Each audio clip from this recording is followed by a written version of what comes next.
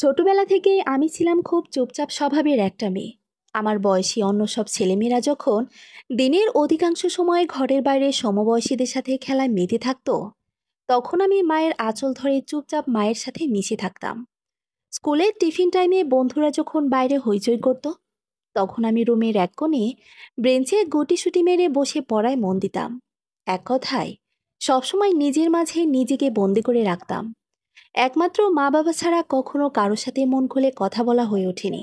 আমার সারাদিনের সমস্ত কথা গোপন একটা বাক্সে তালাবদ্ধ করে রেখে দিতাম। দিন শেষে যখনই মা বাবাকে একান্তে কাছে পেতাম, তখনই সমস্ত কথার বাক্স খুলে বসতাম। ছোট থেকে আমার এই অভ্যেসের জন্য বাইরের সকলের কাছে আমি অহংকারী, রাগী, গম্ভীর টাইপ মেয়ে হিসেবে পরিচিত ছিলাম। এই নিয়ে আমার কখনো কোনো আফসোস ছিল না, কারণ বাইরের মানুষের কাছে যাই ছিলাম না কেন, ঘরের ভিতর বাবা মায়ের কাছে তাদের বাধ্য লক্ষ্মী মেয়ে ছিলাম আমি। তাই বাইরের মানুষের কথায় কান্না দিয়ে বাবা মায়ের কথার প্রাধান্য দিয়েই সামনের দিকে অগ্রসর হচ্ছিলাম আমি। আমার এই ধরাবাঁধা নিয়মের জীবনে অনিয়ম এসেছিল কলেজ জীবনে এসে। প্রথম প্রথম অবশ্য আগের নিয়মেই সবকিছু চলছিল। আস্তে আস্তে সেই নিয়ম লঙ্ঘন হয় এক অজ্ঞাত মানবের কারণে। কলেজে যাওয়া আসার মাঝে হুটহাট চোখ তুলে আশেপাশে তাকালে লক্ষ্য করতাম, রাস্তায় দাঁড়িয়ে এক কৃষ্ণমানব আমার দিকে তাকিয়ে আছে অবলীলায়। হঠাৎ হঠাৎ যখন আমার আর তার দৃষ্টি এক হয়ে যেত, সাথে সাথেই সে মেয়েদের মতো লজ্জা পেয়ে হেসে উল্টো পথে হাতা ধরত। তার দৃষ্টির সাথে দৃষ্টি মেলানোই ছিল আমার এতদিনকার নিয়মের মাঝে হঠাৎ হওয়া পরিবর্তন। আমি তখনও জানতাম না ওই চঞ্চল দৃষ্টির মাঝে কি ছিল আমার জন্য। জানতাম না ওই কৃষ্ণমানব কে ছিল আমার। শুধু জানতাম রাস্তায় বের হলেই এক কৃষ্ণমানবের দেখা পাবো আমি। আর আমার বেহায়া চোখ দুটো বরাবরের মতো নিজের স্বভাবের বাইরে গিয়ে তার দৃষ্টির সাথে দৃষ্টি মিলাবে। ঋতু পরিবর্তনের কারণে হঠাৎ করে জ্বর পড়েছিলাম আমি। তাই কিছুদিন কলেজে যাওয়াটাও বন্ধ ছিল। প্রায় এক সপ্তাহ পর যখন কলেজে গেলাম, তখন আমার এক সহপাঠী বলেছিল, লম্বা চওড়া, কালো, হ্যাংলা স্বাস্থ্যের এক ছেলে সে নাকি খোঁজ করছিল আমার সকলের কাছে। সে নাকি আমার নাম জানতো না, কিন্তু আমার একা একা চুপচাপ আসা যাওয়া আর গোল ফ্রেমের চশমা পরার কথা বলতে নাকি আমার এক সহপাঠী বলেছিল, কে ওই অহংকারী এক্সট্রা ভাবনা ও চিত্রার কথা বলছে নাকি। ছেলেটা নাকি তখন কিছুক্ষণ নীরব থেকে মুচকি এসে বলেছিল, সে তোমাদের কাছে অহংকারী, এক্সট্রা ভাবনা ও চিত্রা হতে পারে, কিন্তু আমার কাছে এই চিত্রাই আমার মনের ক্যানভাসে রং তুলি দিয়ে আকাশে মায়াবতী, হৃদয় হরিণী, যার মায়ে পড়ে আমার অনুভূতিগুলো আজ বেসামাল। কথাটা শোনা মাত্র সেদিন আমার 16 বছরের জীবনে প্রথমবারের মতো অন্যরকম এক অনুভূতির সাথে পরিচিত হয়েছিলাম। যে অনুভূতির নামটা তখন আমি জানতাম না। শুধু জানতাম আমার শিরদাঁড়া দিয়ে এক শীতল স্রোত বয়ে যাচ্ছে। যে শীতল স্রোত আমার সমস্ত শরীরটাকে এক লহমায় অকেজো করে দিয়েছে। নীরব আমাকে নতুন করে অন্যরকম এক নীরবতা গ্রাস করেছে। তবে ভিতরে ভিতরে এক ধরনের ছটফটানি ছিল। বাহ্যিক দিক যতটা শান্ত ছিলাম, ভেতরটা আমার ছিল ততটাই উত্তাল। সেদিন আর কোনো ক্লাসে মন দিতে পারিনি, না পেরেছিলাম একটা বর্ণ পর্যন্ত উচ্চারণ করতে।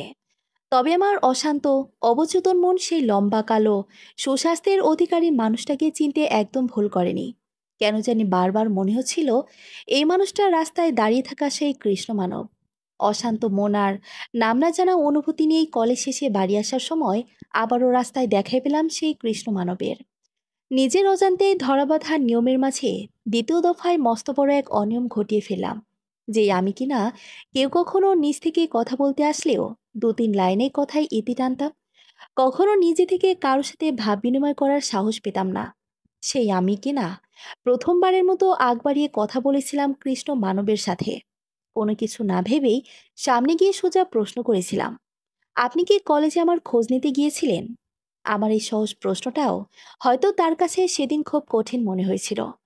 যে কারণে কোনো বাক্য বিনিময় ছাড়া কিছুক্ষণ বিমূঢ় দৃষ্টিতে দাঁড়িয়ে থেকে প্রস্থান করেছিল। আর আমার মাথায় দিয়ে গিয়েছিল হাজারো প্রশ্নের মেলা।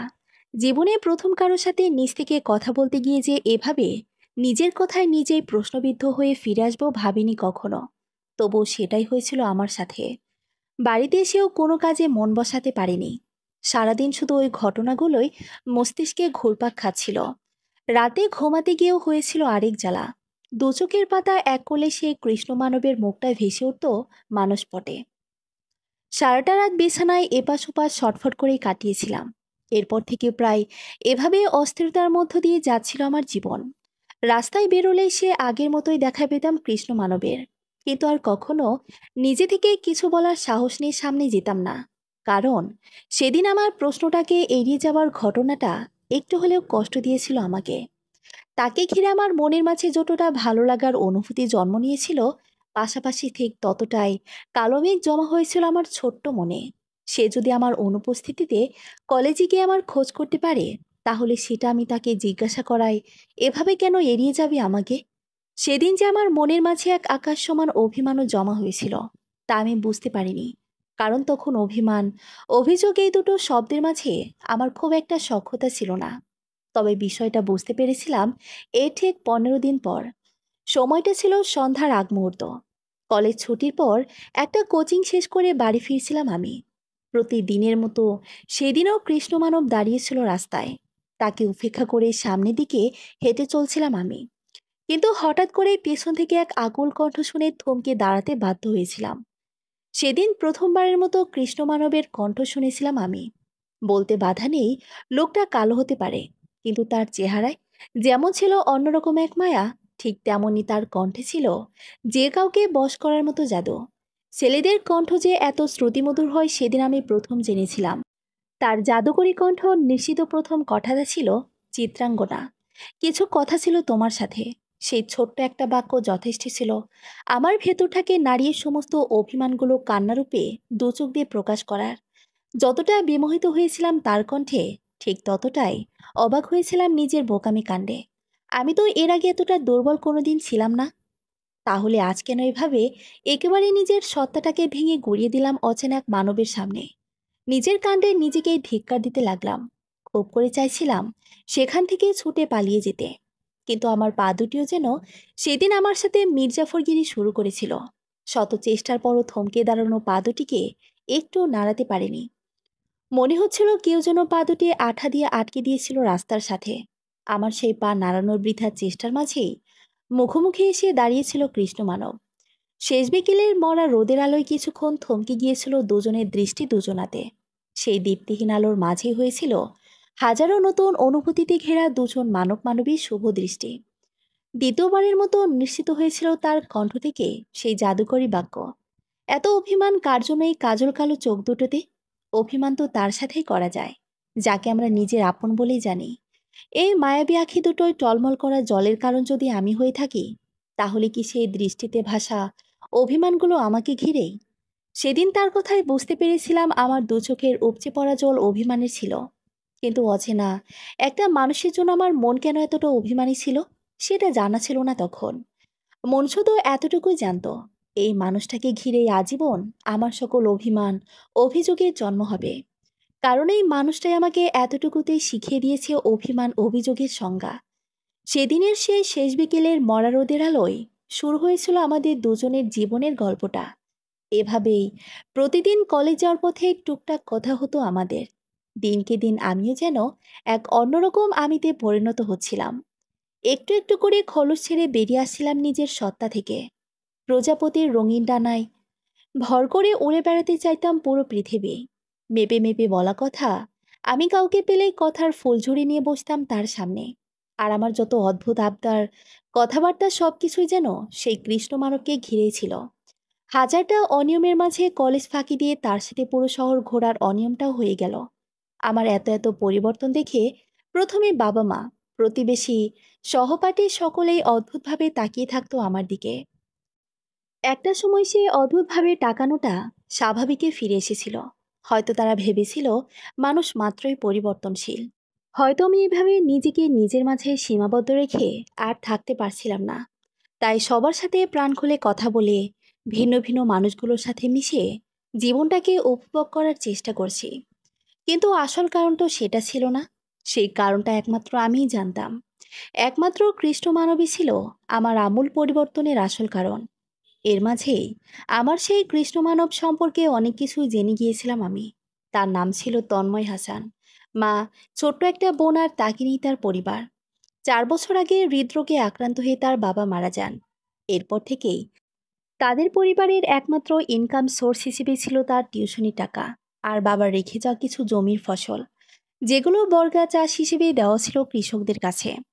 পড়াশোনায় সে মেধাবী ছাত্রই ছিল। আমার সাথে পরিচয়ের সময় সে ঢাকা বিশ্ববিদ্যালয়ের মাস্টার্সের ছাত্র। সেবার ঢাকা থেকে হঠাৎ মায়ের অসুস্থতার খবর শুনে বাড়িতে আসতে হয় তার। তার তখনই দেখা হয়ে যায় ভাগ্যক্রমে আমাদের। তার মুখ থেকে এই কথাগুলো শুনে সেদিন আমি খুব কেঁদেছিলাম। ভেবেছিলাম যে মানুষটা আমার মুখের হাসির কারণ, তার জীবনটা কতই না দুর্বিষহ। সেদিন আমার কান্না দেখে তার কি সে কি হাসি! এখন আমার কানে বাজে সে হাসির ঝংকার। হাসতে হাসতে এক পর্যায়ে খুব সুন্দরভাবে আমার মাথায় হাত বুলিয়ে বুঝেছিল জীবনের কিছু জটিল সংজ্ঞা। আমরা জীবনটাকে যতটা সহজ মনে করি, জীবন আসলে ততটা সহজ নয়। জীবন মানেই সংগ্রাম। আমাদের এই ছোট জীবনের প্রতিটি ধাপে ধাপে কঠোর সংগ্রাম করে বাঁচতে হয়। হাজারো তিক্ত অতীত ধামাচাপা দিয়ে সামনের দিকে অগ্রসর হতে হয়। সারাদিন শুয়ে বসে খেলে যেমন ঘিবাত মুখে তৃপ্তি এনে দিতে পারে না, তেমনি লড়াই না করে বাঁচলে জীবনের মহত্ব বোঝা যায় না। একজন দিনমজুর যেমন সারাদিন অক্লান্ত পরিশ্রম করে শরীরের ঘাম জড়িয়ে দিন শেষে দুমুঠো পান্তা খেয়ে তৃপ্তি ঢেকুর তোলে, ঠিক তেমনই একজন সংগ্রামী জীবনযোদ্ধা জীবনের আসল আনন্দ খুঁজে পায় জীবন যুদ্ধে জয়ী হয়ে। আমাদের জীবনের আজকের লড়াই ভবিষ্যতের শান্তি, আজকের কঠোর অধ্যবসায় ভবিষ্যতের সাফল্য। বর্তমান সমাজে যত সফল মানুষ আছে, তাদের প্রত্যেকের জীবনই ঘাটলে পাওয়া যাবে একটা একটা করে জীবনযুদ্ধের গল্প। যারা কিনা অনেকে শুধু পানি খেয়ে পেটের ক্ষুধা নিবারণ করেও জীবনের যুদ্ধ অব্যাহত রেখে আজ সাফল্যের উচ্চ শিখরে পৌঁছাতে পেরেছে। একবার মুখ থুবড়ে পড়ে গিয়ে হাত পা গুটিয়ে বসে থাকার নাম জীবন নয়, বরং মুখ থুবড়ে পড়ে গিয়ে হাত পা ভাঙলেও পুনরায় মাথা উঁচিয়ে খুঁড়িয়ে খুঁড়িয়ে হলেও সামনের দিকে অগ্রসর হবার নামই জীবন। সেদিন তার কথাগুলো আমাকে কতটুকু প্রভাবিত করতে পেরেছিল জানা নেই, কিন্তু তার কথাগুলো আমি একজন মনোযোগী শ্রোতা হিসেবে খুব মনোযোগ সহকারে শুনেছিলাম। অনুভব করতে পেরেছিলাম একটু একটু করে আমার মস্তিষ্কে এক নতুন উদ্দীপনার সৃষ্টি হচ্ছে। মনের মাঝে স্পৃহা জেগেছিল আমার জীবনটাকেও কোনো এক ম্যাজিক দ্বারা তার জীবনের মতো সংগ্রামী করে তুলতে।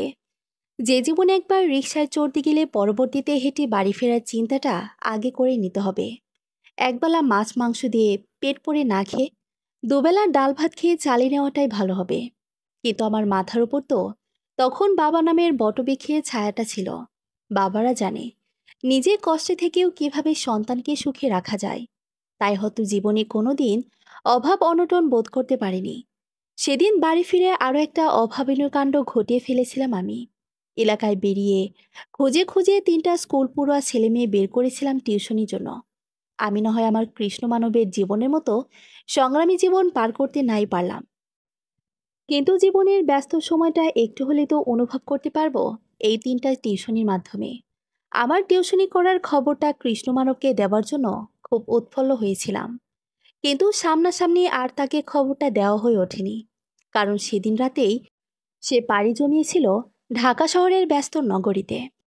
এরপর থেকে আমাদের নিত্য নতুন ফোন আলাপের মাধ্যমে দিন পার হচ্ছিল। যত সময় যাচ্ছিল আমি যেন তার প্রতি আরো বাজেভাবে আসক্ত হয়ে পড়ছিলাম। প্রথম প্রথম তাকে চোখের সামনে না দেখার কষ্টটা অসহনীয় মনে হতো, কিন্তু আস্তে আস্তে সেটাও মানিয়ে নিয়েছিলাম। ভেবেছিলাম দেহের দূরত্ব যতই হোক না কেন, মনের মিলন তো ঠিকই আছে দুজনের। ভালোবাসা যদি দূরত্বই না আসে, তাহলে কিভাবে বুঝবো ভালোবাসার গভীরতা? কিন্তু তার সাথে একদিন ফোনে কথা না বলে সারা রাত কেঁদে কুটে বুক ভাসিয়ে দিতাম।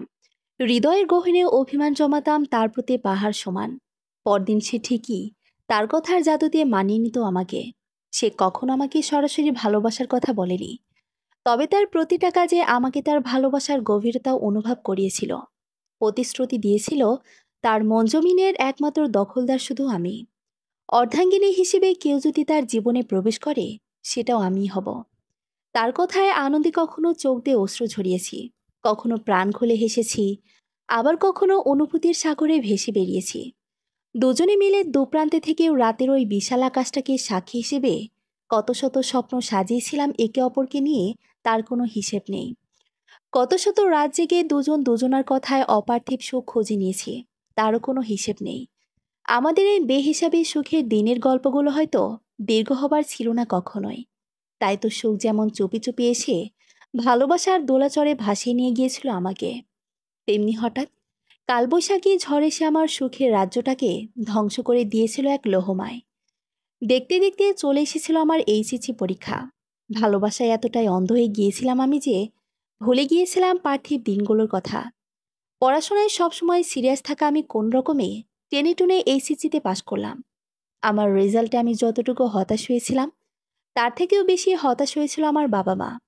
যেখানে বাবা মা আমাকে নিয়ে পাবলিক বিশ্ববিদ্যালয়ের স্বপ্ন দেখত, যেখানে আমার রেজাল্ট ছিল সাধারণত এক কলেজ অনার্সে ভর্তি হতে গেলে ভালো কোনো সাবজেক্ট পাব না, তাই তো তারা তাদের স্বপ্নগুলোকে জলাঞ্জলি দিয়ে তোড়জোড় লাগিয়ে দিয়েছিল আমাকে অন্যের ঘরে পাঠানোর জন্য। আমাকে নিয়ে তাদের এত সব আয়োজন দেখে বিমূঢ় হয়ে পড়েছিলাম আমি।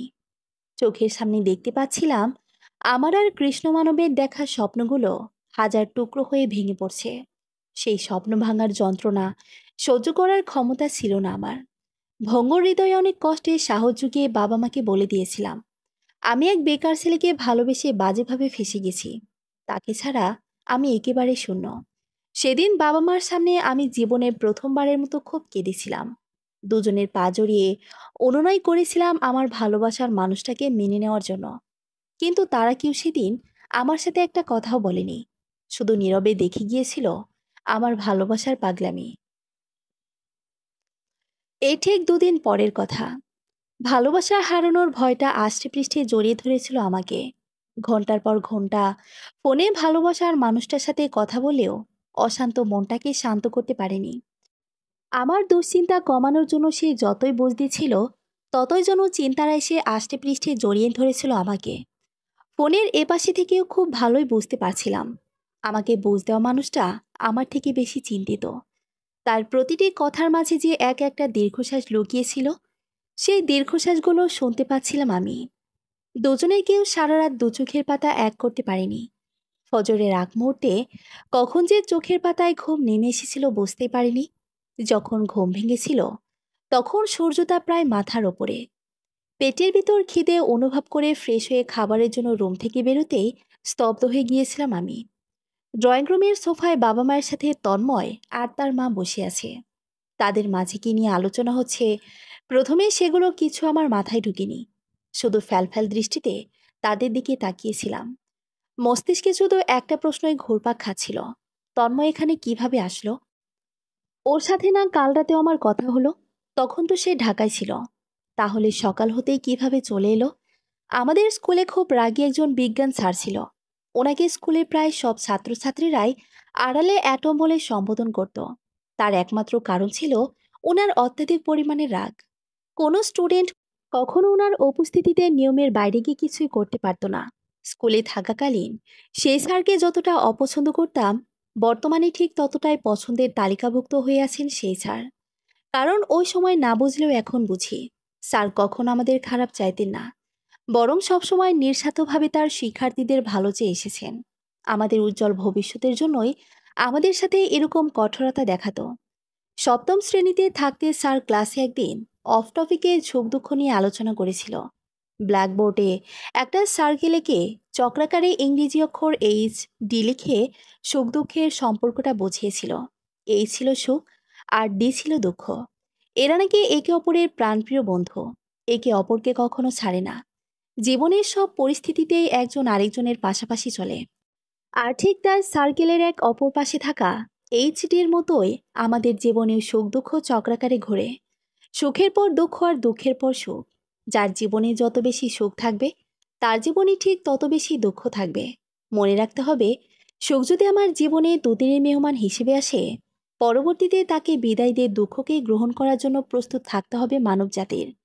স্যারের এই সুখ দুঃখ নিয়ে কথার সত্যতা আমি সেদিন বুঝতে পেরেছিলাম, যেদিন এক নিকোষ কালো অন্ধকার রাতের পর আমার জীবনে এসেছিল সূর্যের আলো।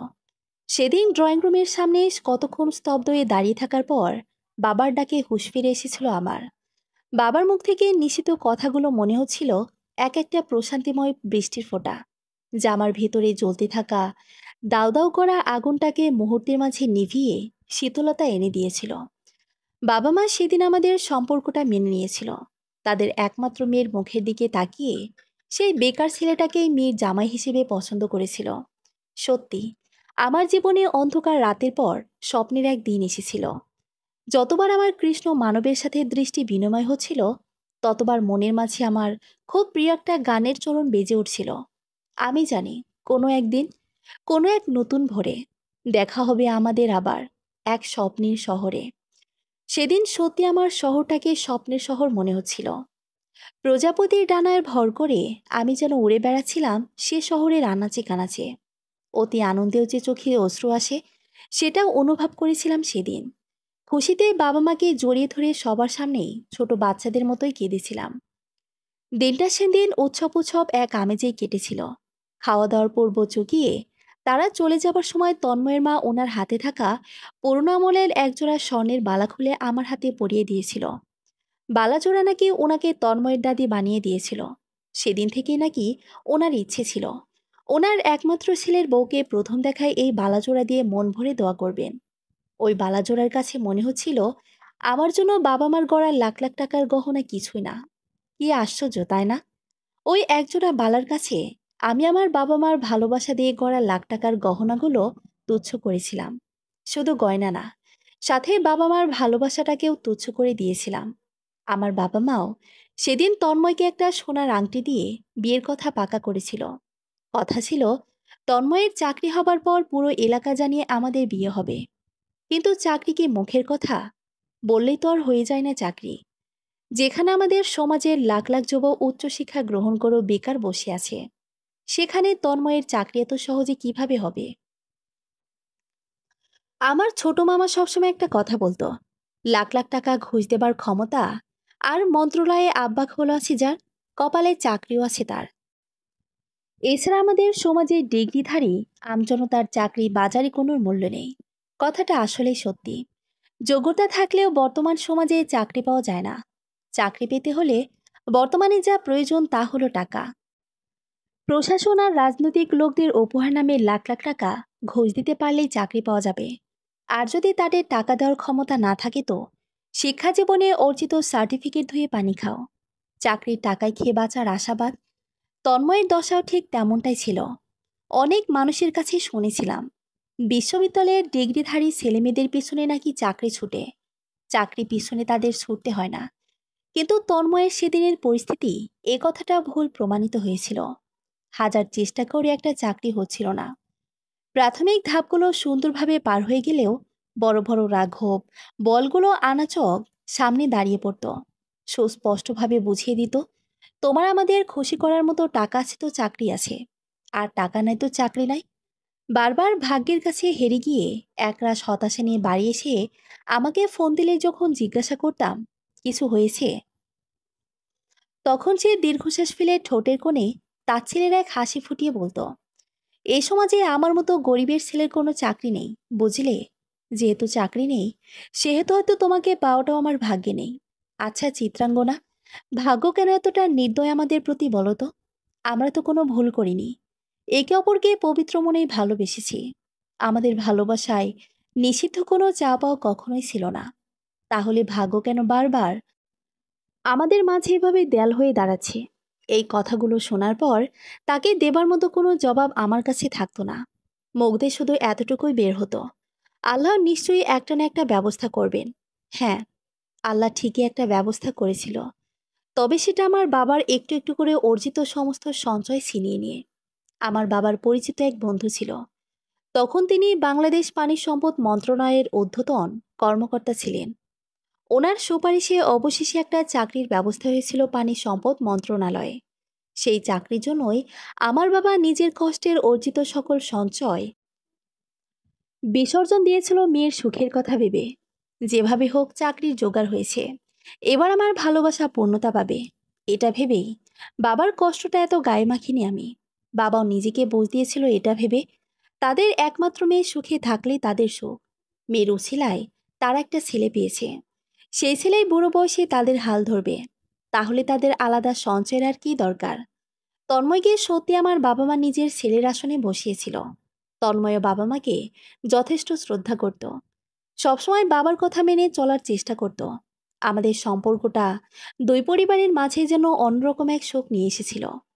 আমার বাবা মা যেমন তন্ময়কে পেয়ে একটা ছেলের অভাব পূরণ করেছিল, তেমনি তন্ময়ের পরিবার আমার বাবার উছিলায় অনেকটা স্বাচ্ছন্দ্যে দিন কাটাতে পারছিল। আমার জীবনে সেই অপার্থিব আনন্দ পেয়ে ভুলে গিয়েছিলাম সুখ দুঃখের চক্রাকার ঘূর্ণয়নের কথা। একদম ভুলে গিয়েছিলাম সুখের পরে যে দুঃখ আসে জীবনে। রাতের পর সকাল আসে, পূর্ব আকাশে উদিত হয় রক্তিম সূর্য। তার সোনালি আলোয় পুরো পৃথিবীটাকে আলোকিত করে। সময় গড়ানোর সাথে সাথে আবার সেই রক্তিম সূর্যটা তেজিন হয়ে পশ্চিম আকাশে ঢলে পড়ে, পৃথিবীকে গ্রাস করে নিকষ কালো অন্ধকার। প্রকৃতির এই আলো আধারি নিয়মের মতোই আমার অপার্থিব সুখের জীবনেও এক অন্ধকার রাজ্যের কালো দৈত্য এসে সমস্ত আলো ছিনিয়ে নিয়ে গিয়েছিল। সবকিছু স্বাভাবিক নিয়মেই চলছিল। তন্ময়ের নতুন চাকরি, শত ব্যস্ততার মাঝেও একটিখানি সময় বের করে আমার খোঁজ খবর নেওয়া, পরিবারের প্রতিটি মানুষের আমাদের নিয়ে দেখা স্বপ্ন, এভাবেই যাচ্ছিল দিন। এর মাঝে এলো হঠাৎ পরিবর্তন। আমার কৃষ্ণ মানবটা নাকি খুব ব্যস্ত হয়ে গিয়েছিল অফিসের কাজে, যার জন্য আমার সাথে সেই আগের মতো আর ঘন্টার পর ঘন্টা ফোনে কথা বলতে পারতো না। অতিরিক্ত হলে 10 মিনিট কথা হতো আমাদের। ফোন আলাপের সময় কমতে কমতে একসময় 0 সেকেন্ডে এসে স্থায়ী হয়। আসে না কোনো বার্তা সেই চিরচেনা নাম্বার থেকে। প্রথম প্রথম খুব দুশ্চিন্তা হতো আমার, এটা ভেবে যে তার কোনো বিপদ হয়নি তো। কিন্তু বাবার সেই বন্ধু থেকে যখন বাবা খোঁজ নিয়ে জানতে পারলো মানুষটা দিব্যি হাসি আনন্দে অফিস করছে, তখন থেকে আমার মনের ভয়টা অন্য জায়গায় এসে স্থির হয়েছিল। মনের মাঝে সন্দেহের দানা বেঁধেছিল। রাত দিন এক করে তার সাথে যোগাযোগ করার চেষ্টা করেছি। সারাটা দিন চাতক পাখির মতো ফোনের দিকে তাকিয়ে থেকেছি, কিন্তু তার কাছ থেকে কোনো ফোন আসেনি। বরং আমার দেওয়া হাজারটা ফোন মেসেজও কোনো রিপ্লাই আসেনি। একটা পর্যায়ে সেই নাম্বারটাই কল করতে গেলেই এক রমণীর মিষ্টি কণ্ঠ কানে ভেসে উঠত, আপনার কাঙ্ক্ষিত নাম্বারটি এই মুহূর্তে সংযোগ দেওয়া সম্ভব হচ্ছে না, কিছুক্ষণ পর আবারও চেষ্টা করুন, ধন্যবাদ। কথাটা শুনেই নিজে নিজেই হাসতাম। বিড়বিড় করে বলতাম, আর কত চেষ্টা করলে কাঙ্ক্ষিত নাম্বারটিতে সংযোগ দেওয়া সম্ভব হবে? তারবিহীন যন্ত্রের মাধ্যমে দূর থেকে ভেসে আসবে প্রিয় মানুষটার কণ্ঠস্বর, নাকি শত চেষ্টার পরেও সেই চিরচেনা কণ্ঠটা শুনতে পাবো না আমি? দিনগুলো যখন এভাবেই যাচ্ছিল, তখন হয়তো আমার বাবা মার পক্ষে আর চুপ করে থাকা সম্ভব হচ্ছিল না। কোনো একটা ব্যবস্থা নিতেই ছুটে গিয়েছিল তারা তন্ময়ের মায়ের কাছে। আমিও অপেক্ষায় ছিলাম একটা ভালো সংবাদের। কিন্তু কথায় আছে না, অভাগে যেদিকে যায় নদীও সেদিকেই শুকায়। আমার বেলাতেও হয়েছিল তাই। দিন শেষে সন্ধ্যায় বাবা মা ফিরে এসেছিল ঠিকই, কিন্তু আমার জন্য কোনো খুশির সংবাদ নিয়ে আসতে পারেনি। আবার খালি হাতেও ফিরে আসেনি। ফিরে এসেছিল হাত ভর্তি টাকা নিয়ে। হ্যাঁ, টাকা। আমার ভালোবাসার মানুষটা এত পরিমাণে টাকার মালিক হয়ে গিয়েছিল যে ভুলে গিয়েছিল তার সেই টাকা কামাইয়ের পিছনে তার কতটুকু অবদান ছিল।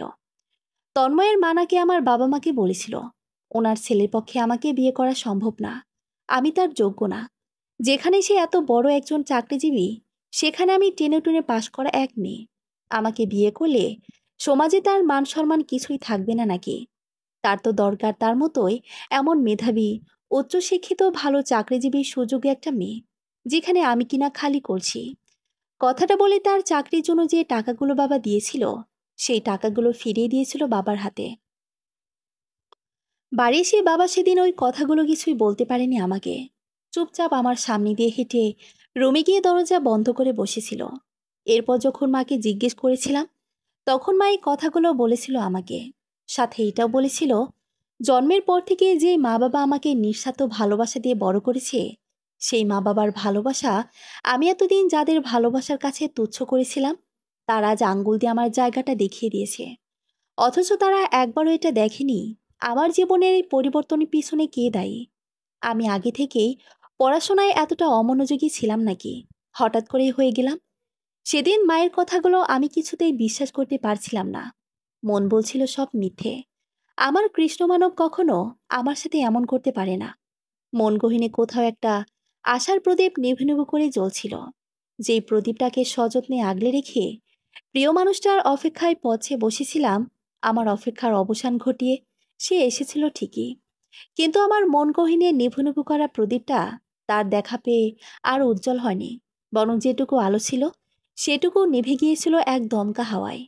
সেদিন সে একা আসেনি, সঙ্গে নিয়ে এসেছিল তার সুযোগ্য অর্ধাঙ্গিনীকে।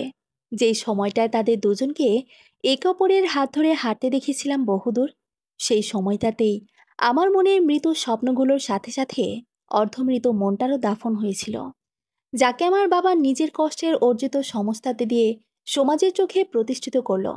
অবশেষে সে আমার বাবার চোখে আঙ্গুল দিয়ে স্বার্থপর কাকে বলে দেখিয়ে দিল। দুঃসময়ে তার পাশে থাকার যোগ্যতা ছিল আমার, কিন্তু তার সুসময়ে আর পাশে থাকার কোনো যোগ্যতা আমার হলো না।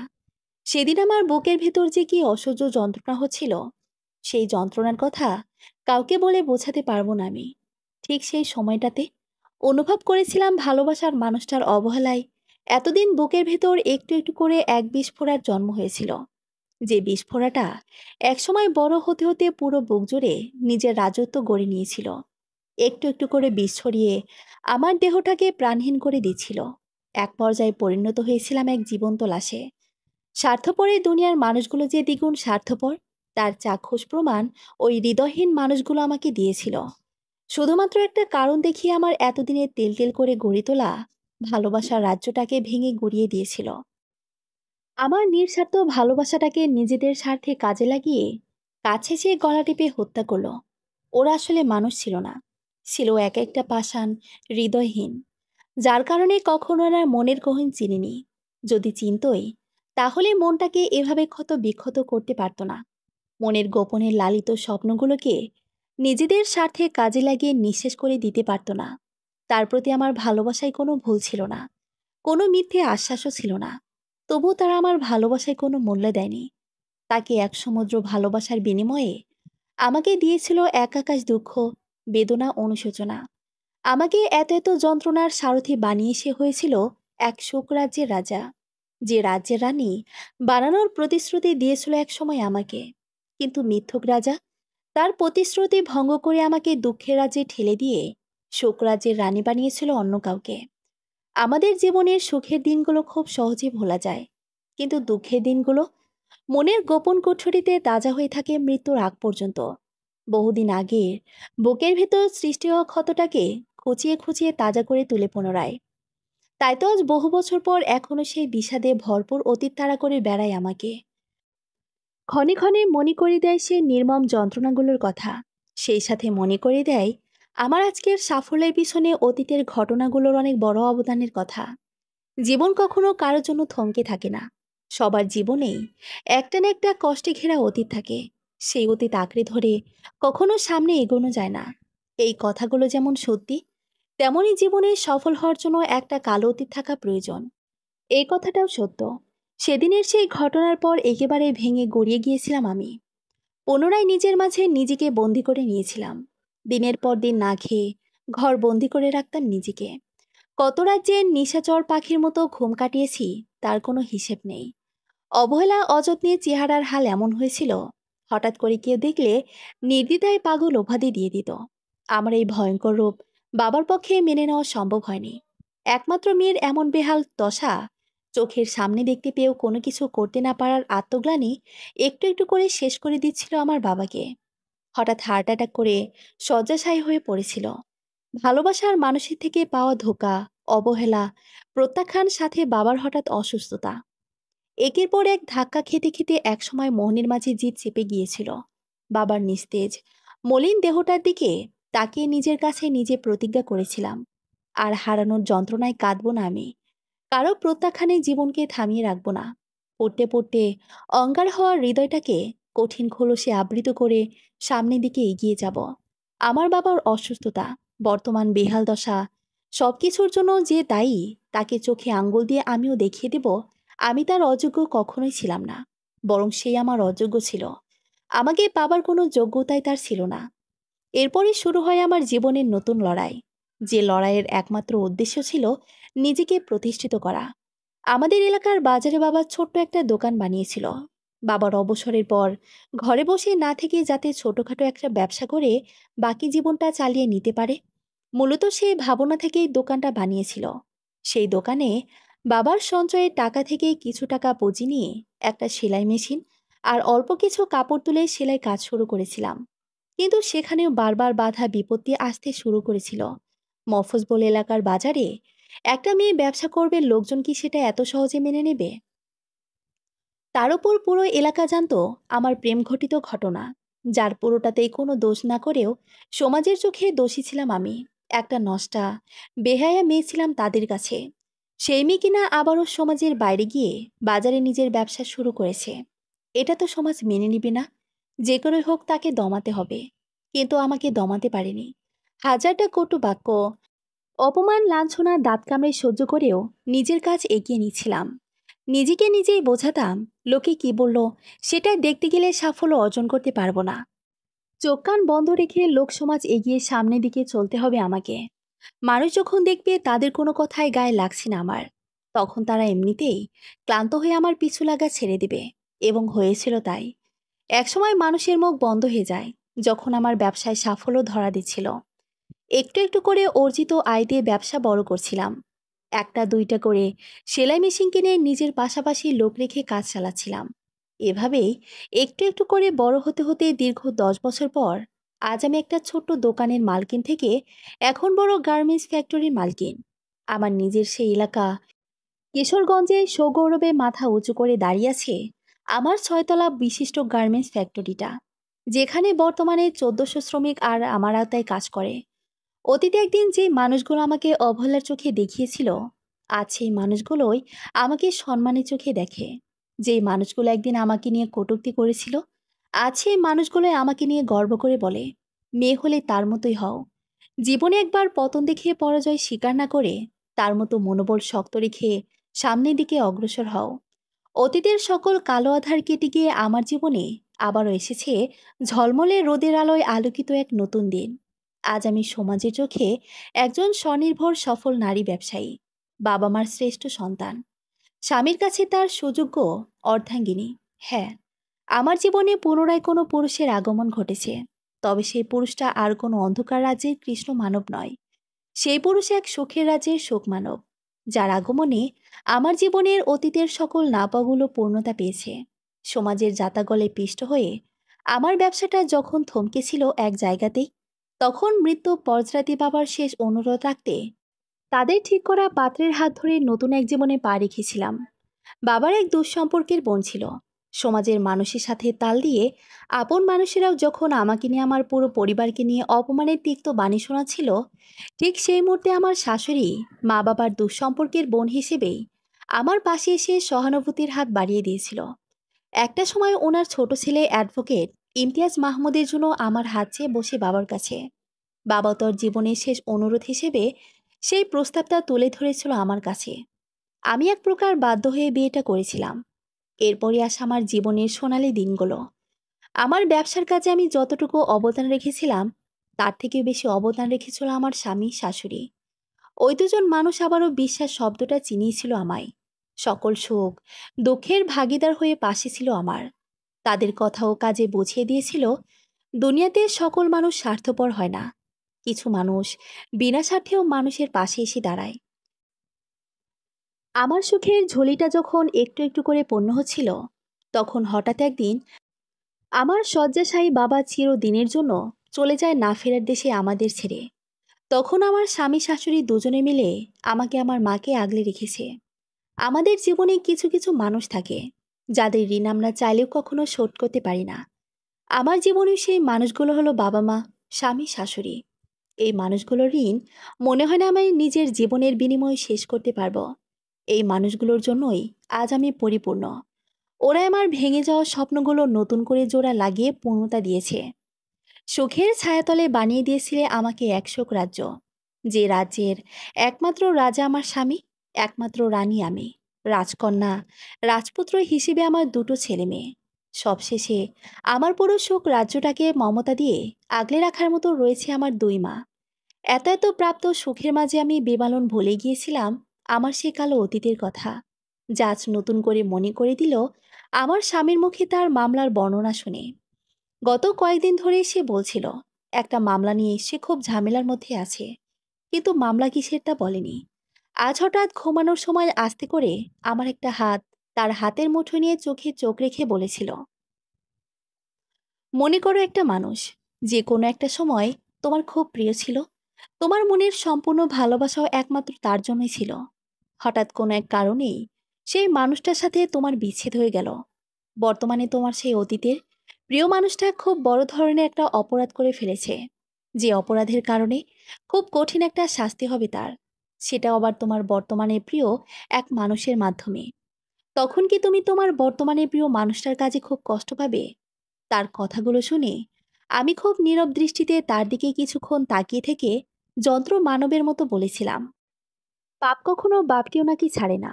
সেখানে আমার অতীতে প্রিয় মানুষকে ছাড়বে কিভাবে? হোক তার শাস্তি, সে যত কঠিন শাস্তি হোক না কেন, তবু আমার কিছু যায় আসে না। কারণ অতীতের সবকিছুই বর্তমানে আমার কাছে মৃত। প্রকৃতি সত্যি বড় অদ্ভুত। তার থেকেও অদ্ভুত তার প্রতিশোধ। নদী যেমন একদিকে ভাঙে, অন্যদিকে গড়ে, জীবনও একজনকে সুখ দিয়ে অন্যজনকে কাঁদায়। একসময় যে মানুষটা আমাকে অবহেলা করেছিল নিজের যোগ্যতার অহংকারে, আছে মানুষটায় ঘুষ নেওয়ার দায়ে জালিয়াতি মামলায় সব হারিয়ে জেলে। অন্যদিকে সে অবহেলিত আমি আজ প্রতিনিয়ত ভাসি পূর্ণতা আর যোগ্যতার জোয়ারে। প্রতিটা মুহূর্তে অনুভব করছি জীবন সুন্দর, সত্যি এক অদ্ভুত সুন্দর। তার থেকে অদ্ভুত সুন্দর তার লীলা খেলা।